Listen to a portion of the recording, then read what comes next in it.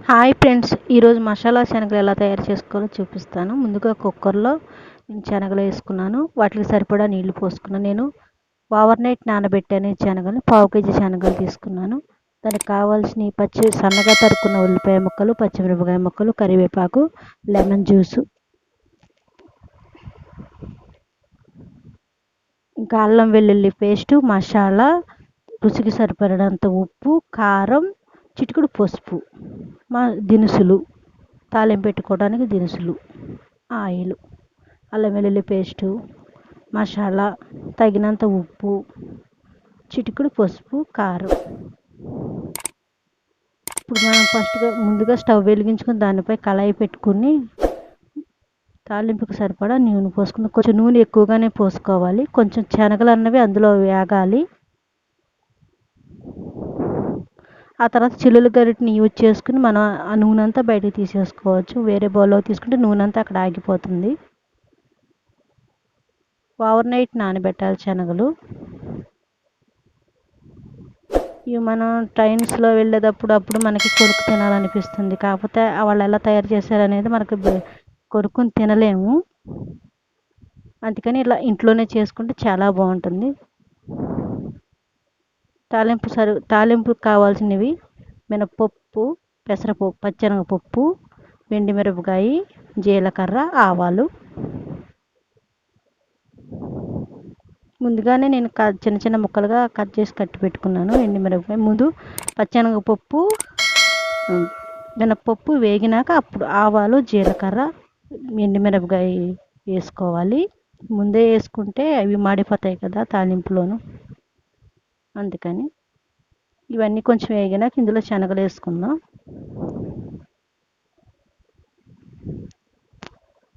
కరివేపాకు,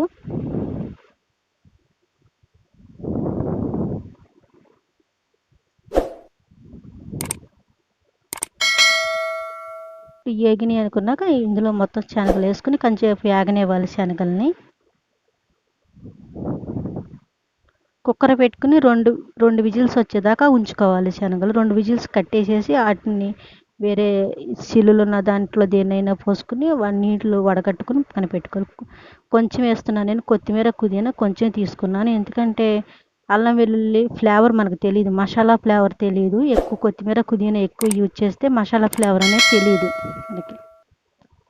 అందుకని వాటిని నేను కొంచెమే తీసుకున్నాను. అవి కూడా ముందే వేసేసుకోవాలి.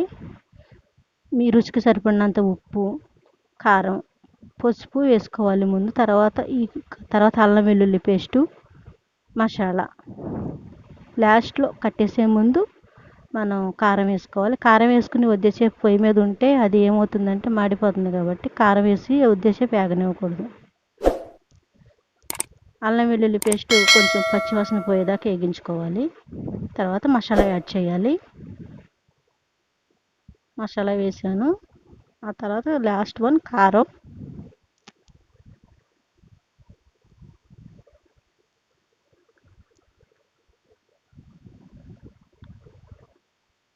ఇప్పుడు స్టవ్ కట్టేసుకుని వేరే బౌల్లో చిల్లుల గరిటెని యూజ్ చేసి తీసుకుంటే మనం ఆయిల్ అనేది అంతటా అందులో ఆగిపోతుంది.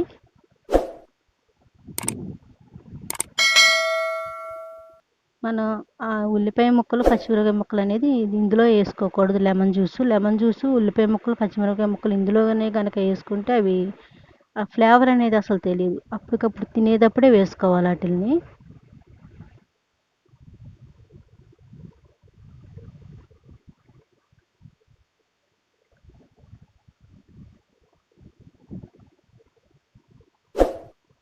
మొత్తం తీసేసుకున్నాను నేను వేరే బౌల్లోకి. ఇప్పుడు వేరే బౌల్లో నేను ఎలా మిక్స్ చేసుకోవాలో నేను చూపిస్తాను. ఉల్లిపాయ, పచ్చిమిరపకాయ ముక్కలు, లెమన్ జ్యూసు. బౌల్ తీసుకుంటున్నాను. బౌల్ తీసుకుని అందులో ఎలా వేసుకోవాలో చూపిస్తాను.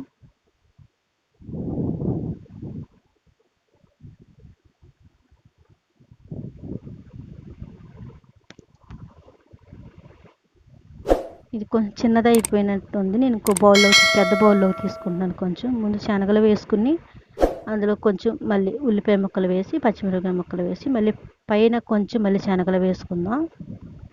2 స్టెప్పుల కింద వేసుకుంటే బాగుంటుంది.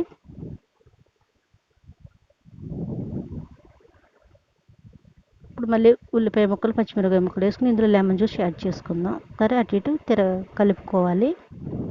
మళ్ళీ కొంచెం పచ్చిమిరపకాయ ముక్కలు ఉల్లిపాయ ముక్కలు వేసుకుని లెమన్ జ్యూస్ పోసుకోవాలి. ఎంతో టేస్టీగా ఉండే మసాలా శనగలు తయారయ్యాయి. మనం ఎప్పుడైతే తింటున్నామో అప్పుడే పోసుకోవాలి లెమన్ జ్యూస్ అనేది. ఉల్లిపాయ ముక్కలు పచ్చిమిరపకాయ ముక్కలు ముందుగా కలుపుకున్నట్టు పెట్టుకుంటే అవి ఏంటంటే మెత్తబడిపోతాయి, బాగోవు.